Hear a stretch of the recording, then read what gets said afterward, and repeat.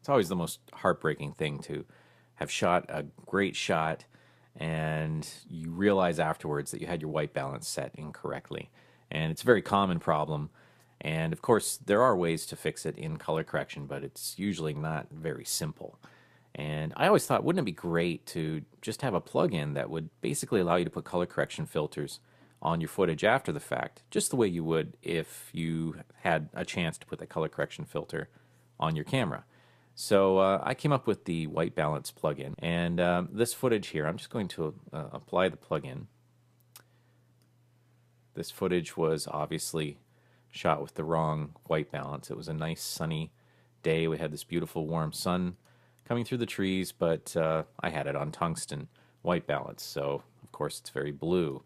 So what I'm going to do is use a preset, and in Final Cut Pro 10, we see that presets are down here at the bottom of the screen.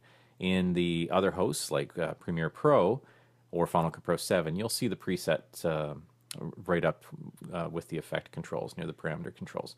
But let's just have a quick look at what presets actually ship with the plugin. In our case, we want to shift daylight to tungsten balance, but we can also shift incandescent, which is only a 2800K. We also have minus green, so if you were shooting with fluorescent light sources and it looks a little green, you can correct for that. If you want to really warm it up for sunset, you can do that. And then, of course, we have all of your typical Wratten filters that photographers and cinematographers have been using for years. And so in this case, if I was shooting with a tungsten white balance in daylight, I would normally just throw a Wratten 85 filter on. And let's just try that right now. Put the 85 filter on. There we go. We have perfect looking footage. Nice warm sun. This is exactly the way it would have looked if I had actually shot on the correct white balance. One of the other presets that I could have used would have been daylight to tungsten, which basically is the 85 filter.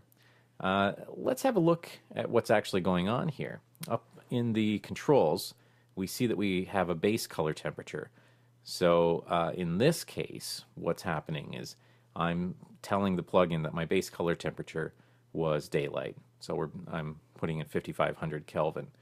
And I want to shift that 2300 Kelvin, which of course puts us down into 3200 Kelvin. So 5500 minus 2300 gives us 3200, which is tungsten.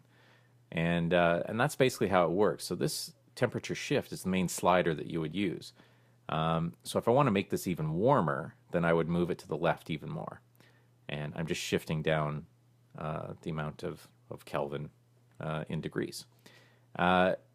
If I wanted to adjust the green and magenta, then I would use the hue adjust, which if I increase it, I'm increasing the green, and if I decrease it, I'm increasing the magenta, which would compensate for a green tint from fluorescent lighting.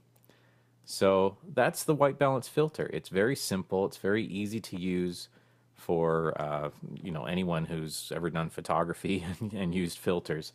And if you come up with your own presets, we would very much welcome you to send them to us. Just send them to support@dashwood3d.com, and maybe we'll include them in a future version of the plugin.